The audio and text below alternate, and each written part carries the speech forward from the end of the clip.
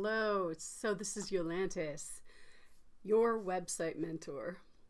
Are you a solopreneur or an artist running your own website? I'm not going to build your website for you, but I do want to teach you how to build your site with accessibility in mind. And what's that, you ask? It's where you plan and build digital content for people with differing abilities to be able to access your content equally. I've been building websites as a career since 2020 and working with accessibility standards since 2011.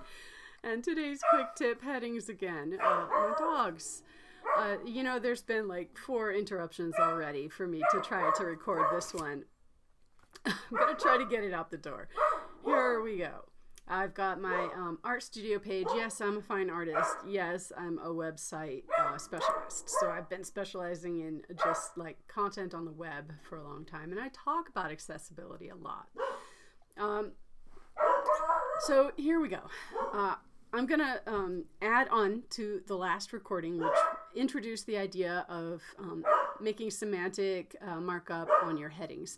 You have to mark your heading as H1, H2, H3 in the style guide in your documents and in your web pages. And that enables you to have a more accessible website in the end. I don't guarantee you passing an audit. So here we go. The second lowest hanging fruit, making your headings accessible, is to remember color contrast. People love to have colored headings and to maybe make the color the indicator of the level of the heading. I've made a style guide for another project and I decided to share it with you. So style guides really help you when you're in a pinch. Let me try to zoom out. These help you in a pinch so that when you're like making an advertisement or a banner or a web page or a document on the fly, you have this quick guide for yourself. If you're branding yourself, as a solopreneur or as a fine artist, you've got to already have your color contrast in place. Like you've got to know what color you can put on what color. And this is an example here. I've got frowny faces to designate a fail, and I've got happy faces to designate a pass. And each one of these color combinations I have tested in a color contrast checker for headline text and normal size text. Some of these are passing all the way, and some of these are pass-fail. Whereas you could have this color combination on a only headline size. And that would be like this butterscotch on azure, only large text will pass, and this white on golden nugget surprised me. You can't really tell unless you test them. So here is my quick tip for how to generate one of these for yourself is, let's see if I can find you the, I have a lot up. Let's see, maybe it's behind this. There it is. Okay. Webaim.org. WEBAIM.org. I've been using this for 20 years.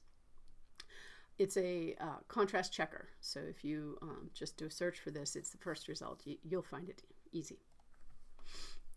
Here, I have put in the hex value of a background color that's in my color schema, and then I tested it with another color from my color schema to see if I could maybe have that color background with this light yellow color text, and it passes.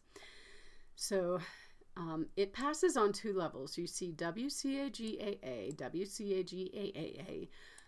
For my purposes, I am not making a very stringent website. AAA means more strict, more stringent. You need a better color contrast ratio. This says it's 8.13 to 1. It's pretty high, and it'll pass even at AAA. So I talk about these standards.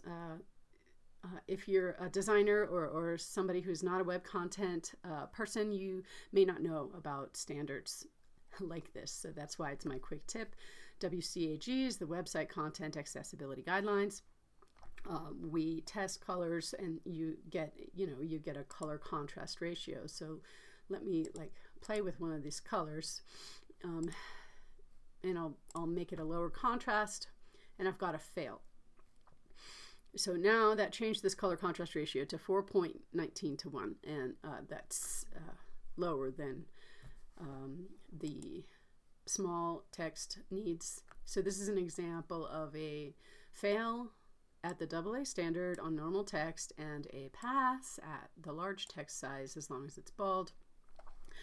It looks kind of low contrast to me, but we can't trust the colors that we see on the screen all the time. All our screens are calibrated differently. That's why we run these colors through the checker to find the actual ratio. So that was a mouthful, and that is how I made a color contrast checker guide, a quick reference guide for an entire color schema. So for instance, this project that I did the schema for already had these top 5 colors, and they range in 3 colors of blue and 3 colors of gold. I added the off-white so that we could at least have some color contrast. I could put a white background with one of these like a black or a sapphire text on it. So that's my quick tip.